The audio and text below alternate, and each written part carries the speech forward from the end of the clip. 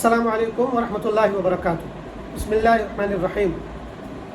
قرآن مجید کی سورۃ الانعام میں اللہ تعالیٰ نے ایک جگہ 10 حرام چیزوں کا ذکر کیا ہے اور بڑے اہتمام سے ذکر کیا ہے، یعنی بالکل شروع میں جو تمیز باندھی ہے تو حضور پاک علیہ الصلوۃ والسلام سے کہا کہ قل تعالوا اتلوا ما حرم ربکم علیکم، کہ پیغمبر آپ ان سے کہیے کہ ذرا آؤ میرے پاس آؤ، میں تمہیں پڑھ کر سناتا ہوں کہ تمہارے رب نے تم پر کیا کیا چیزیں حرام کی ہیں۔ اس سے پہلے جو آیتیں ہیں ان میں ایک خاص بات چل رہی ہے، خاص گفتگو ہو رہی ہے، اور وہ یہ ہے کہ عرب کے لوگوں نے اپنی طرف سے کچھ چیزوں کو حرام کر رکھا تھا، کچھ جانوروں کو حرام کر رکھا تھا، کچھ خاص قسم کے غلوں کو حرام کر رکھا تھا۔ تو فرمایا کہ بھائی ان چیزوں کو تو اللہ نے حرام نہیں کیا ہے اور تم ان چیزوں کو حرام کر کے ان سے بچ رہے ہو، لیکن جو اصل چیزیں ہیں حرام، جن کو تم بھی حرام سمجھتے ہو اور جو ہر شریعت میں اللہ تعالیٰ نے حرام کی ہیں، وہ میں تم کو پڑھ کر سناتا ہوں۔ ان کے سلسلے میں تمہارا معاملہ یہ ہے کہ تم ان سے بالکل نہیں بچ رہے ہو، اور جو چیزیں تم نے اپنی طرف سے حرام ٹھہرا لی ہیں جبکہ وہ اللہ نے حرام نہیں کی ہیں، ان سے تم اتنا بچ رہے ہو۔ پھر ان 10 چیزوں کا ذکر کیا گیا ہے، اور جو یہ 10 چیزیں ہیں ان میں یعنی سب کی سب اصل معنی میں حرام نہیں ہیں، بلکہ کچھ چیزیں تو اصل معنی میں حرام ہیں۔ مثال کے طور پہ اللہ تعالیٰ کے ساتھ شرک کرنا، یہ اصل معنی میں حرام ہے، لیکن کچھ چیزیں ایسی ہیں جو اصل میں فرض ہیں، لیکن جب فرض کو چھوڑا جائے، فرض کو پورا نہ کیا جائے تو وہ بھی حرام کام ہے۔ مثال کے طور پہ والدین کے ساتھ حسن سلوک کرنے کا حکم ہے، یہ فرض ہے، اب اگر کوئی حسن سلوک نہیں کرتا ہے بلکہ بدسلوکی کرتا ہے تو پھر یہ حرام کام ہے۔ تو اس طرح یعنی کچھ فرض ہیں اور کچھ حرام چیزیں ہیں، اور فرض نہ کرنا یا فرض کو چھوڑ دینا یہ بھی گویا کہ حرام ہو جاتا ہے۔ تو اس طرح کل ملا کر یہ 10 چیزیں ہیں، 10 کام ہیں جو یہاں پر ذکر کیے گئے ہیں، اور ان میں بھی جو دوسری خاص بات ہے غور کرنے کی وہ یہ ہے کہ ان 10 چیزوں میں سے 8 کا تعلق اخلاقی اور سماجی چیزوں سے ہے، بس 2 کا تعلق ہے جو عقیدے وغیرہ سے ہے، ورنہ 8 کا تعلق سماجی اور اخلاقی چیزوں سے ہے۔ اس سے اندازہ ہوتا ہے کہ سماجی اور معاشرتی اور اخلاقی زندگی اسلام کی نظر میں کتنی اہم ہے۔ تو پہلے ان آیتوں کا ترجمہ کرتے ہیں، پھر نمبر وار جو ہے ایک ایک کر کے دیکھیں گے کہ وہ 10 چیزیں کیا ہیں۔ تو اللہ تعالیٰ فرماتے ہیں کہ قل تعالوا اتلوا ما حرم ربکم علیکم الا تشرکوا بہ شیئا وبالوالدین احسانا۔ اس کے بعد پوری آیتیں 3 آیتیں ہیں، اور یہ سورۃ الانعام کی آیتیں ہیں، آیت نمبر 151 سے لے کے 153 تک۔ تو تمام آیتوں کی ہم نے تلاوت نہیں کی ہے، ان کا جو ترجمہ ہے وہ آپ کے سامنے ہم رکھتے ہیں۔ اللہ تعالیٰ فرماتے ہیں کہ اے پیغمبر ان سے کہیے کہ آؤ میں تمہیں بتلاؤں کہ تمہارے رب نے تم پر کیا باتیں حرام کی ہیں اور کیا باتیں فرض کی ہیں۔ وہ یہ ہیں کہ تم اللہ کے ساتھ کسی کو شریک نہ ٹھہراؤ، والدین کے ساتھ حسن سلوک کرو، اپنی اولاد کو غریبی، فقر اور افلاس کی وجہ سے قتل نہ کرو، ہم ہی تم کو بھی روزی دیتے ہیں اور ان کو بھی دیتے ہیں، کھلی ہوئی یا چھپی ہوئی بے حیائیوں کے قریب بھی نہ جاؤ، اور کسی جان کو جس کے قتل کو اللہ نے حرام کیا ہے قتل نہ کرو، سوائے اس کے کہ شریعت کے حکم کے مطابق اس کا قتل درست ہو۔ اس کے بعد یہ 5 چیزیں ہو گئی۔ اس کے بعد 6ٹھی چیز کا ذکر کرنے سے پہلے اللہ تعالیٰ نے لوگوں کو آمادہ کیا ہے، ابھارا ہے، ترغیب دلائی ہے اور ان چیزوں کی اہمیت بیان کی ہے۔ چنانچہ فرمایا کہ ان چیزوں کی نصیحت اللہ نے تم کو کی ہے، یہ کسی پارلیمنٹ کا بنایا ہوا قانون نہیں ہے، یہ کسی بادشاہ اور حاکم کا بنایا ہوا قانون نہیں ہے، بلکہ یہ اس اصل بادشاہ کا قانون ہے، اس سے اللہ کی بتائی ہوئی باتیں ہیں جو تمام جہانوں کا بادشاہ ہے۔ تو فرمایا کہ ان چیزوں کی نصیحت تمہیں اللہ تعالیٰ نے کی ہے، لعلکم تعقلون، تاکہ تم عقل سے کام لو، ہوش سے کام لو۔ اس کے بعد فرمایا کہ ولا تقربوا مال الیتیم الا بالتی احسن، فرمایا کہ یتیم کے مال کے قریب نہ جاؤ مگر یہ کہ بہتر اور مناسب طریقے پر اس کے مال کی ذمہ داری ادا کرو، یہاں تک کہ وہ یتیم بچہ بالغ ہو جائے اور اپنی پختگی کی عمر کو پہنچ جائے۔ اس کے بعد فرمایا کہ ناپ تول انصاف کے ساتھ اور پورا پورا کیا کرو، اور بیچ میں ایک بات فرمائی کہ لا نکلف نفسا الا وسعها، کہ ہم ہر شخص کو اس کی گنجائش اور طاقت کے مطابق ہی احکام کا پابند بناتے ہیں، یعنی تمہارا کام یہ ہے کہ ناپ تول پورا پورا کیا کرو، ایمانداری کے ساتھ، دل میں کوئی چور نہیں ہونا چاہیے، سامنے والے کو نقصان پہنچانے کی کوئی نیت نہیں ہونی چاہیے، ایمانداری سے جتنا پورا پورا تول سکتے ہو، ناپ سکتے ہو، اس کا خیال رکھو۔ پھر اگر 19-20 کچھ ہو جائے، 1 گرام اوپر نیچے ہو جائے اور وہ تمہاری نیت نہ ہو تو اللہ تعالیٰ اس کو معاف کر دے گا، چونکہ وہ پھر انسان کی طاقت سے باہر کی بات ہے۔ ظاہر بات ہے یہ بات اس زمانے کے اعتبار سے خاص طور سے کہی گئی ہے جب یہ کمپیوٹرائز کانٹے نہیں ہوتے تھے، پہلے تو آدمی اسی ترازو میں تولتا تھا، تو اس میں کتنے بھی خیال رکھا جائے تو ہو سکتا ہے 1-2 گرام اوپر نیچے ہو جائے۔ اب اگر آدمی اس کو جان بوجھ کے کر رہا ہے، اس کی نیت ہی ہے کہ میں ڈنڈی مار لوں اور کچھ بچا لوں، تو ظاہر بات ہے وہ تو بہت ہی بڑا گناہ جس کا یہاں ذکر کیا گیا اور جس سے منع کیا گیا۔ لیکن اگر آدمی پورا تولنے کی نیت کر رہا ہے، اس کی کوئی اس طرح کی نیت نہیں ہے، اس کے بعد جو ہے 1-8 گرام کم رہ جاتا ہے، کیونکہ اس والے ترازو میں پورا اندازہ نہیں ہو پاتا ہے، تو پھر وہ اللہ تعالیٰ کی طرف سے معاف ہے، کیونکہ وہ انسان کی طاقت سے باہر کی چیز ہے۔ اس لیے فرمایا کہ ہم کسی بھی انسان کو اس کی طاقت اور گنجائش سے زیادہ کا مکلف نہیں بناتے، اس کو اتنا ہی احکام کا پابند بناتے ہیں جتنا کہ وہ کر سکتا ہے، جتنا اس کے بس میں ہوتا ہے۔ اچھا، اس میں ایک بات یہ بھی کہی گئی، اسی وجہ سے حدیثوں میں آتا ہے کہ جب بھی تول کر دو یا ناپ کر دو دوسرے کو، تو تھوڑا پلڑا جھکا کر دو، تاکہ کمی کا بالکل بھی خطرہ نہ رہے۔ تھوڑا 1-8 گرام بڑھتی تو چلا جائے، اس کے پاس تمہاری طرف سے کم نہیں جانا چاہیے۔ لیکن ظاہر بات ہے یہ ایک فضیلت والی بات ہے، ایک مستحب بات ہے، اصل تو یہ کہ آدمی برابر تول کے دیکھتے ہیں۔ تو بہرحال تو برابری میں جو ہے اگر نیت گڑبڑ ہے، آدمی اس کو بچا رہا ہے، برابر نہیں تول رہا تو وہ گناہ ہے، لیکن وہ پورا برابر تولنے کی کوشش کر رہا ہے، اور پھر 1-8 گرام اگر کم ہو جاتا ہے تو انشاءاللہ اللہ تعالیٰ اس کو معاف کر دیں گے۔ فرمایا کہ ہم اتنا ہی حکم دیتے ہیں، اتنا ہی مکلف بناتے ہیں جتنی کہ انسان میں طاقت ہوتی ہے۔ آگے فرمایا کہ وَإِذَا قُلْتُمْ فَعْدِلُوا، جب تم کوئی بات کہو تو انصاف کی بات کہو، وَلَوْ كَانَ ذَا قُرْبَىٰ، چاہے معاملہ تمہارے رشتہ داری کا کیوں نہ ہو۔ پھر آگے فرمایا کہ وَأَوْفُوا بِعَهْدِ اللَّهِ، اور اللہ کے وعدے کو پورا کرو۔ پھر آخری چیز ذکر کرنے سے پہلے پھر یہ بات بتائی گئی اللہ کی باتیں، فرمایا کہ اللہ نے ان باتوں کا تم کو تاکید کے ساتھ حکم دیا ہے تاکہ تم نصیحت حاصل کرو۔ اب اس کے بعد آخری بات فرمائی کہ وَأَنَّ هَٰذَا صِرَاطِي مُسْتَقِيمًا فَاتَّبِعُوهُ، اور یہ ہے میرا سیدھا راستہ، اسی کی پیروی کرو۔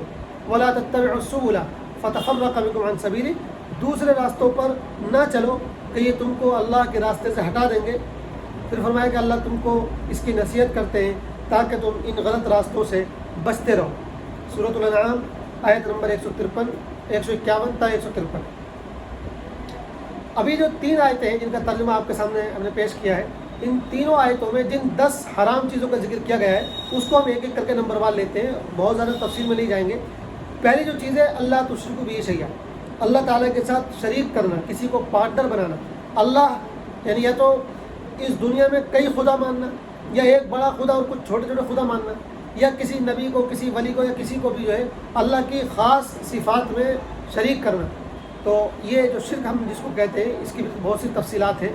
تو شرک کرنا، اللہ کا پارٹنر بنانا، اللہ کے شریک ٹھہرانا، اللہ کے مقام پر کسی اور کو رکھنا، کسی بھی اعتبار سے یہ شرک ہے، اور یہ سب سے بڑا حرام کام ہے جس کے بارے میں کہا گیا کہ اللہ تعالیٰ تمام گناہ معاف کر سکتا ہے، لیکن اگر کوئی دنیا میں شرک کے ساتھ رہتا ہے اور شرک کے ساتھ ہی مر جاتا ہے، توبہ نہیں کرتا، تو پھر اللہ تعالیٰ اس کو معاف نہیں کرے گا۔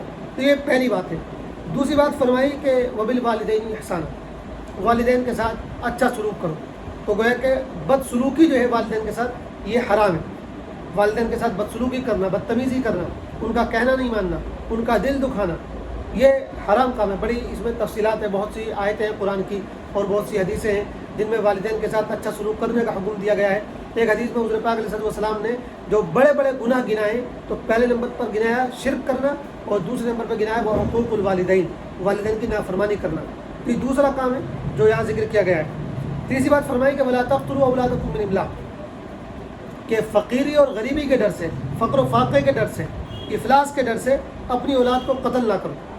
فرمایا کہ نحن نرزقکم وإیاہم، ہم ہی تم کو بھی رزق دیتے ہیں اور جو بچے پیدا ہوں گے ان کو ہم ہی رزق دیں گے، تو رزق کی ٹینشن تم مت لو۔ لہٰذا یہ کہ بچے پیدا ہوں گے، زیادہ بچے پیدا ہوں گے، پاپولیشن زیادہ ہو جائے گی تو زمین میں اسباب کہاں سے پیدا ہوں گے؟ اللہ تعالیٰ فرماتے ہیں کہ تمہاری ٹینشن کا کام نہیں ہے، یہ ہمارے ذمہ کام ہے، روزی اور رزق کی ذمہ داری ہم نے لے رکھی ہے۔ تم کو کون روزی کھلا رہا ہے؟ تم کو لگتا ہے کہ تم کما رہے ہو پیسہ تو تمہارے پاس روزی آ رہی ہے، لیکن یہ جو پیسہ تم کما رہے ہو پیسہ کھا تو نہیں رہے ہو نا، تم کھا تو غلہ ہی رہے ہو، کھا تو پھل ہی رہے ہو۔ تو یہ غلہ اور پھل پورا کا پورا اللہ پیدا کر رہا ہے، ایک چیز بھی انسان پیدا نہیں کر سکتا۔ انسان کے بس میں کیا ہے؟ وہ زمین کاشت کر سکتا ہے، اس میں پانی لگا سکتا ہے، یہ انسان کا کام ہے۔ کیا وہ پیدا کر سکتا ہے انسان؟ ایک غلہ ایک دانہ بھی پیدا نہیں کر سکتا۔ اس لیے اگر انسان کے بس میں پیداوار ہوتی تو پھر انسان اپنے کھیت میں اتنا پیدا کر لیتا کہ پھر جو ہے گویا کہ ڈھیر کے ڈھیر لگ جاتے، یہ کون آدمی کم پیدا کرتا؟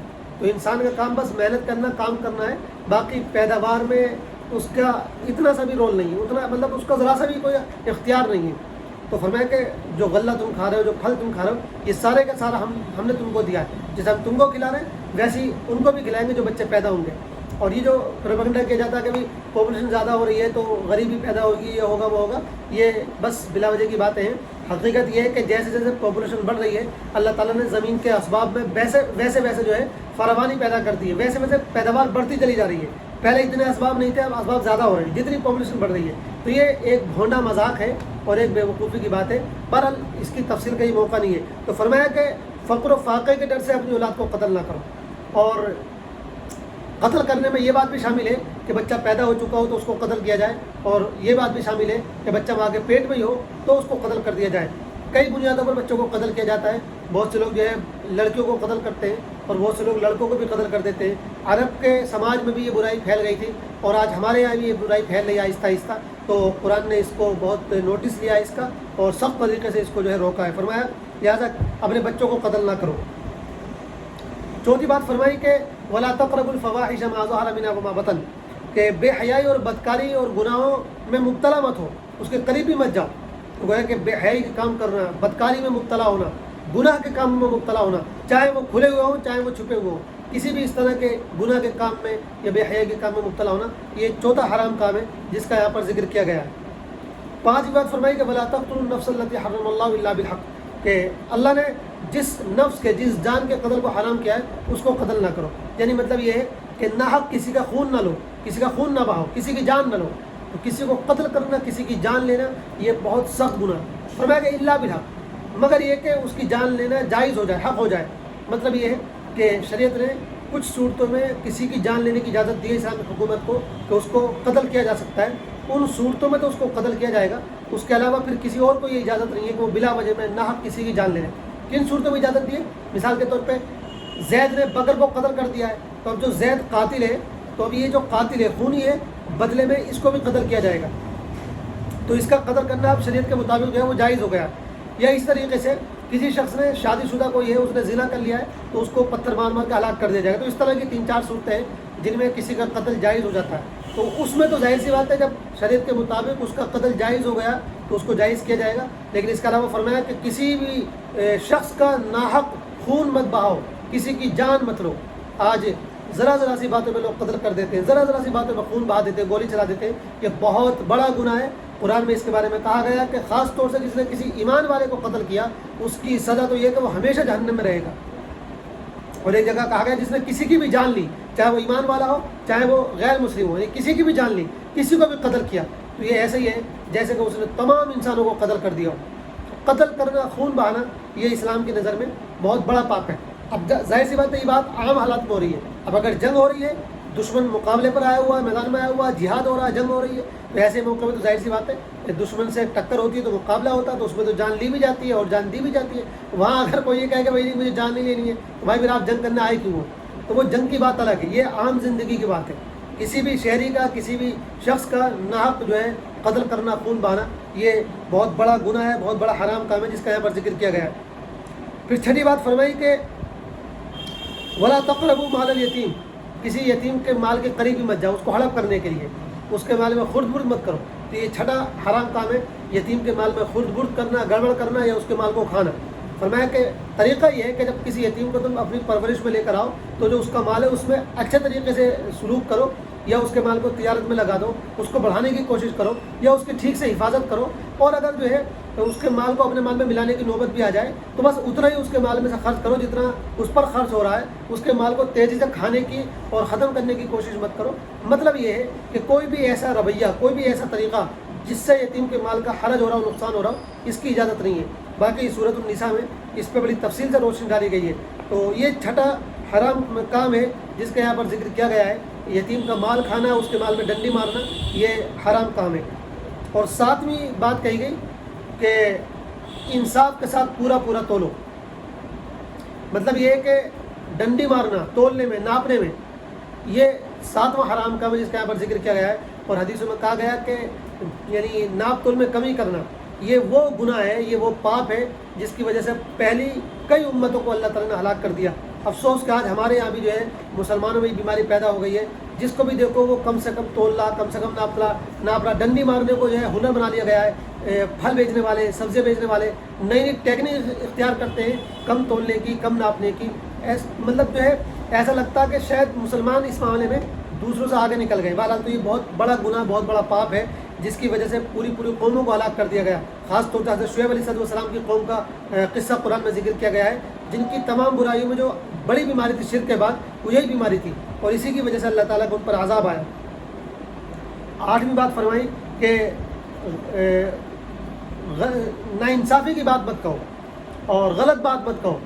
وَإِذَا قُلْتُمْ فَاعْدِلُوا، جب بھی کوئی بات کہو تو انصاف کی بات کہو۔ تو ناانصافی کی بات کہنا، غلط بات کہنا، جھوٹی گواہی دینا، یہ حرام کام ہے، 8واں حرام کام جس کا یہاں پر ذکر کیا گیا ہے۔ اور خاص طور سے یہ بھی کہہ دیا گیا ہے چاہے معاملہ تمہارے رشتہ دار کا کیوں نہ ہو۔ آج ہوتا تو یہی ہے کہ جب دو گروہوں میں لڑائی ہوتی ہے، دو گروپوں میں لڑائی ہوتی ہے، تو میں یہ دیکھتا ہوں کہ میرا گروپ کدھر ہے، بس میں اپنے گروپ کا ساتھ دیتا ہوں، چاہے میری جماعت، میرا ہی گروپ، میرا ہی گٹ جو ہے وہ غلطی پر کیوں نہ ہو، میں اسی کے حق میں بولتا ہوں۔ یہ بہت غلط بات ہے۔ کہا گیا کہ جب بھی تم سے پوچھا جائے یا جب بھی تم کو بولنے کی نوبت آئے تو ہمیشہ سچ بات کہو، حق بات کہو، چاہے وہ تمہارے خلاف پڑتی ہو، تمہارے والدین کے خلاف پڑتی ہو یا تمہارے رشتہ داروں کے خلاف پڑتی ہو۔ تمہیں یہ نہیں دیکھنا ہے کہ نقصان کس کا ہو رہا، تمہیں دیکھنا ہے کہ انصاف کی بات کیا ہے، حق کی بات کیا ہے۔ اور 9ویں بات فرمائی کہ وَأَوْفُوا بِعَهْدِ اللَّهِ، اللہ سے جو وعدہ کیا اس کو پورا کرو۔ اللہ کے وعدے سے مراد ایک تو وہ وعدہ جو ہم نے عالم ارواح میں کیا تھا، جو ہماری روحوں نے کیا تھا کہ ہم دنیا میں تجھ کو اللہ مانیں گے، تیرے حکموں کے مطابق زندگی گزاریں گے، ایک تو وہ وعدہ ہے۔ اور دوسرا وعدہ یہ کہ جب ہم کلمہ پڑھتے ہیں لا الہ الا اللہ محمد رسول اللہ، تو بھی ہم اس بات کا عہد کرتے ہیں کہ ہم اللہ تعالیٰ کے حکموں کے مطابق زندگی گزاریں گے، لہٰذا اس وعدے کو پورا کرو اور اللہ کے حکموں کے مطابق زندگی گزارو۔ تو اللہ کے کیے ہوئے عہد کو توڑ دینا، اللہ کے وعدے کا خیال نہیں کرنا، یہ 9واں حرام کام ہے جس کا یہاں پر ذکر کیا گیا ہے۔ اور آخری جو حرام کام ہے جس کا یہاں پر ذکر کیا گیا ہے وہ یہ ہے کہ اسلام کو چھوڑ کر دوسرے راستوں پر چلنا۔ فرمایا کہ وَأَنَّ هَٰذَا صِرَاطِي مُسْتَقِيمًا فَاتَّبِعُوهُ، یہ میرا سیدھا راستہ ہے، اسی کی پیروی کرو۔ وَلَا تَتَّبِعُوا السُّبُلَ فَتَفَرَّقَ بِكُمْ عَن سَبِيلِهِ، دوسرے راستوں پر مت چلو ورنہ وہ راستے تم کو اللہ کے راستے سے دور کر دیں گے۔ تو اللہ کے راستے پر یعنی دین اسلام کے راستے پر چلنا یہ واجب اور فرض ہے، اور اسلام کو چھوڑ کر دوسرے راستوں پر چلنا، کسی بھی معاملے میں، کسی بھی قانون پر چلنا، کسی بھی طریقے پر چلنا، کسی بھی نظام پر چلنا جو اسلام کے خلاف ہو، یہ حرام ہے اور یہ اللہ کی نظر میں ناقابل قبول ہے۔ فرمایا کہ وَمَن يَبْتَغِ غَيْرَ الْإِسْلَامِ دِينًا فَلَن يُقْبَلَ مِنْهُ، جو اسلام کے علاوہ کسی اور دین کو قبول کرے گا، کسی اور نظام کو، کسی اور طریقے کو قبول کرے گا، اللہ اس کو کبھی قبول نہیں کرے گا۔ تو چاہے اسلام کے علاوہ دوسرے راستے پر چلنا کسی بھی نظام سے متعلق ہو، چاہے وہ سیاسی نظام سے متعلق ہو، چاہے وہ اخلاقی نظام سے متعلق ہو، چاہے وہ معاشرتی نظام سے متعلق ہو، چاہے وہ اقتصادی نظام سے متعلق ہو، تو جن نظاموں پر بھی ہمارا بس چلتا، طاقت میں اس پوزیشن میں کہ ہم اسلامی نظام کو فالو کر سکتے ہیں، تو وہاں ہمیں اسلامی نظام کو فالو کرنا ضروری ہے۔ اگر ہم اس کے باوجود کہ ہم اسلامی نظام کو فالو کر سکتے ہیں، پھر بھی ہم غیر اسلامی نظام کو فالو کر رہے ہیں، تو گویا کہ ابھی ہم حرام کام کر رہے ہیں۔ اور جہاں ابھی اس طرح کی گنجائش نہیں ہے، جہاں حکومتوں کی طرف سے اس طرح کی پابندی ہے کہ ہم پورے طور پر جو ہے اسلامی نظام پہ نہیں چل سکتے کسی بھی فیلڈ میں، کسی بھی میدان میں، تو وہاں ہمیں کوشش کرتے رہنا چاہیے اور اس کو یاد رکھنا چاہیے، اس کو بھلا نہیں دینا چاہیے۔ تو یہ ہے 10واں حرام کام کہ اسلام کو چھوڑ کر کسی اور نظام پر، کسی اور طریقے پر چلنا۔ تو یہ جو 10 حرام کام ہیں، ہم نے اس کی مختصر تشریح اور تفصیل آپ کے سامنے رکھی ہے۔ غور کیجئے کتنے اہم احکام ہیں، کتنی اہم باتیں ہیں۔ ان میں پہلی بات تو ہے جو عقیدے سے متعلق ہے شرک کی، اور آخری بات جو ہے جو اسلام کے علاوہ دوسرے راستے یا دوسرے مذہبوں کو اختیار کرنا، دوسرے نظاموں کو اختیار کرنا، اس کو جو حرام قرار دیا گیا ہے۔ ان 2 باتوں کو اگر آپ چھوڑ دیں تو باقی جو 8 چیزیں ہیں ان سب کا تعلق اخلاقیات سے، سماجیات سے، ہماری معاشرتی زندگی سے، ہمارے معاملات سے، اور بلکہ جو 10واں جو پوائنٹ ہے اسلام پر چلو، دوسرے نظاموں پر نہ چلو، تو اس میں بھی جو ہے عقیدے کا، اس میں بھی یعنی عقیدے کا پہلو بھی اس میں ہے، باقی اس میں تمام پہلو آ جاتے ہیں۔ تو اس اعتبار سے اگر ہم دیکھیں تو گویا کہ ان 10 میں سے 9 پہلوؤں کا تعلق ہماری اخلاقی، سماجی اور معاشرتی اور معاملاتی زندگی سے ہے۔ اور آج ہمارا معاملہ یہ ہے کہ ہم اخلاق میں، معاشرت میں اور اس طرح کی چیزوں میں دین سے بہت دور چلے جا رہے ہیں۔ ہم جو دیندار کہلاتے ہیں، ہم عبادت کے اندر تو گویا کہ دین پر تھوڑا سا چل لیتے ہیں، باقی اخلاقیات میں، معاملات میں، معاشرت میں ہم دیندار لوگ بھی جو ہے دین سے بیزار ہوتے چلے جا رہے ہیں۔ باقی جو دیندار نہیں کہلاتے ان کا کیا معاملہ ہے وہ تو اللہ ہی مالک ہے۔ تو ضرورت ہے کہ ہم پورے دین کو فالو کریں اور خاص طور سے ان 10 حرام کاموں سے اپنے آپ کو بچانے کی کوشش کریں۔ اللہ تعالی ہم سب کو عمل کی توفیق عطا فرمائے، آمین۔ والسلام علیکم ورحمۃ اللہ وبرکاتہ۔